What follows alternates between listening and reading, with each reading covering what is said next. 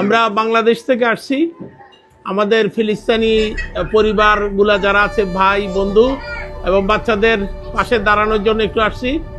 আজকে এখানে প্রায় 35টা পরিবার, শতাধিকের উপরে নারী পুরুষ শিশু, যে একটা বাচ্চা তার বাবাও নাই, তার বাবাকেও মেরে ফেলছে, মাকেও মেরে ফেলছে এবং তারা আহত, অনেকে আহত।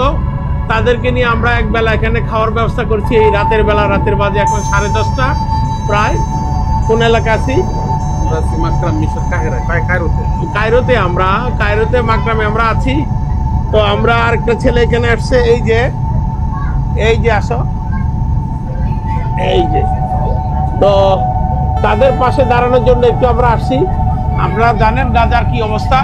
এই বাচ্চাগুলোর বাড়ি গাজা, এই ফ্যামিলিগুলোর বাড়ি গাজা থেকে তারা এখানে এসে নিরাপদ আশ্রয়ের জন্য এখানে আসছে। তো বাংলাদেশ থেকে এসে আমরা তাদের সাথে থাকতে পেরে, বিশেষ করে এটা সম্ভব হয়েছে রাকিব, এখানে আল আজহার ইউনিভার্সিটির ছাত্র নোমান আল আজহার ইউনিভার্সিটির ছাত্র এবং আরেকটা ছেলে জুবায়ের। তারা আমাদেরকে এই সহযোগিতা না করলে আমরা কোনোদিনই সম্ভব হতো না। আমাদের কাছে খুব ভালো লাগতেছে যে গাজাবাসীর সাথে আমরা একবেলা খাইতে পারতেছি, তাদের সাথে আমরা সহযোগিতা করতে পারছি। আল্লাহর কাছে শুকরিয়া আদায় করি। আল্লাহ যদি আমাদেরকে এই উসিলা মাফ করে, আমরা দেশ থেকে আমাদের করার কোনো ক্ষমতা নাই, কোনো সামর্থ্য নাই, এখানে আসছি, এই পরিবারগুলোর পাইছি, এই জন্য আল্লাহ আমাদের যে সুযোগ করে দিচ্ছে, আল্লাহর কাছে শুকরিয়া কামনা করি। আর বিশেষ করে গাজাবাসী স্বাধীন ফিলিস্তিন রাষ্ট্র, ইসরায়েল নিপাত যাক, স্বাধীন একটা ফিলিস্তিন রাষ্ট্র গড়ে উঠুক, আমরা এটা চাই। তারা আমাদের ভাই, সকল মুসলমান, আমরা সারা পৃথিবীর সব মুসলমান আমরা ভাই। তো আমরা তাদের সফলতা কামনা করি।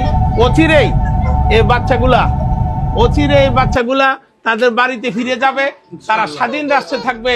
আমরা সারা বিশ্বের সকল মুসলমানের কাছে এবং সারা বাংলাদেশের সবার কাছে এই দোয়া কামনা করি। সবাইকে ধন্যবাদ।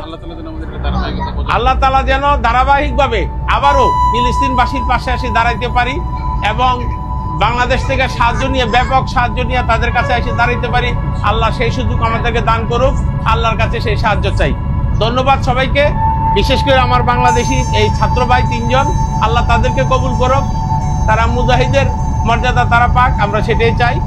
আর আমাদের মায়েরা যারা আছে তাদের পাশে আমরা একটু চেষ্টা করব এখন সহযোগিতা করে দেওয়ার জন্য। ধন্যবাদ সবাইকে।